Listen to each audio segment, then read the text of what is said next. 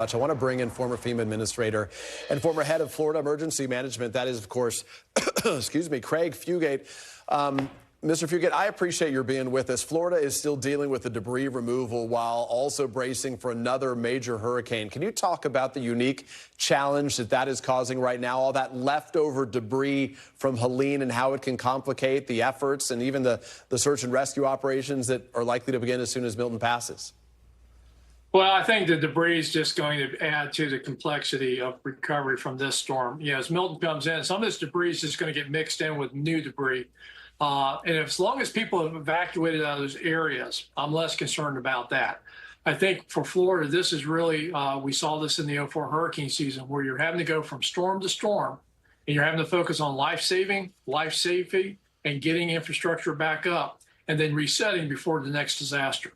And that's what's striking as we talk and we show our audience some video right now. We're looking at pictures as people get out of town that looks like it's after the storm already came, with all that debris just lining the roads there, potential to become projectiles that are hitting buildings, homes, flooding alongside the waters over the course of these days. We've talked about the National Hurricane Center, Administrator Fugate talking about this extreme rapid intensification, the likelihood that it will expand in size as it approaches. What does that tell you about what the damage is likely to look like? What in particular we're going to be dealing with here? Widespread, and again, people need to focus on the impacts.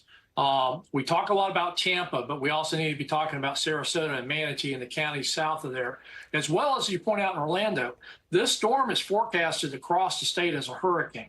So not only are we going to see the coastal areas getting impacted with storm surge, we'll have hurricane force winds over much of the peninsulas across the state. That leads to widespread power outages, trees down, impassable roads, and extremely heavy rainfall. So this is what you would, when you talk about hurricanes, this is basically all of it. Most important thing right now is the evacuations in the coastal areas, people getting ready for the storm as it gets there tomorrow, being prepared for extensive power outages, and for a lot of people that are not in evacuation zones, treating this like a tornado, knowing the safe place to go in your home with your supplies and your family to stay there during a storm. And unlike a tornado, which is over quickly, this is going to take hours to move through your community. You're talking about Orlando there. My in-laws live there. We had this conversation over the last several days. We made a plan. They're executing it today right now. But you're right. In all the years they've lived in Orlando, a lot of times they're in the cone. They get some of the rain and some of the flooding. But here they're going to get those hurricane force winds likely, as you note here. The director of the GAO's Homeland Security Team, Administrator Fugate, raised concerns about staffing at FEMA, saying that the agency is pretty low in people and that the impact it could have on morale could be significant. What are your concerns as it relates to the severity of the staffing shortage, and can FEMA handle that strain?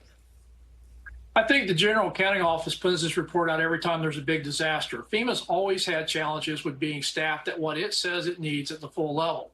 But in responding to disasters, they have the flexibility and the ability to pull people from other parts of the country, other parts of FEMA, as well as other disasters that are more stable and older, to focus on the initial response. So this isn't going to affect the initial response. What it does do sometimes is slow down recovery in other disasters. And we already know that those older disasters are going to need Congress to provide more funding to do the permanent repairs and rebuilding. And Minister Fugate, you know how critical those touch points are when the FEMA folks connect with the citizens on the ground, the victims who need your help right now. I know you're in the business of information, not of politics, so I want to be careful in how I ask this. But what concerns does it raise for you, without assigning blame to any individual here? What concerns does this rise in disinformation and misinformation raise in terms of the ability to get those people who need care, recovery, relief, the information, the details, and the access that they need to that? When I was at FEMA, we accepted we were going to get criticized, and sometimes, we could do a better job. But what really concerned us was when the information was telling people not to apply for assistance that they should have been applying for, and slowing down the recovery. And I think that's the concern we have, and that's why I think FEMA's doing a lot of work trying to get the information out there, that they do have the money. They are able to do the initial response to these disasters. There is assistance for people who don't have insurance. And as the disaster unfolds, how to get that assistance. And there's a lot of noise out there. And I'm afraid that the concern is when people don't apply for help they should have been applying for, they somehow misunderstand that their eligibility, and they miss that opportunity, because it's going to be critical for a lot of families to begin their recovery after the storm with that financial assistance. Craig Fugate is a former FEMA administrator joining us here live. Mr. Fugate, I appreciate your time and everything you're doing to help the folks in that community. Thank you so much. Thanks for having me. Thanks for watching. Stay updated about breaking news and top stories on the NBC News app or follow us on social media.